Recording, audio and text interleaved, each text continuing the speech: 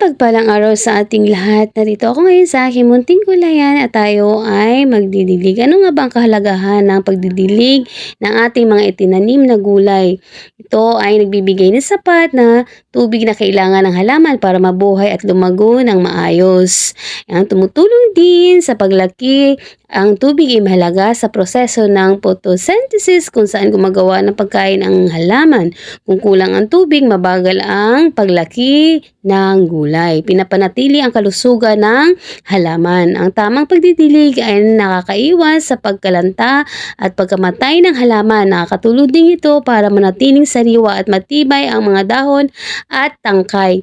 Nagdadala ng sustansya sa pamagitan ng tubig, inahatid ang mga nutrition mula sa lupa papunta sa iba't ibang bahagi ng halaman. Nakakatulong sa ani sapagkat sapat ang tubig, mas maganda ang bunga o ani ng gulay, mas malaki, masariwa at mas masustansya. Nakakaiwas sa stress ng halaman.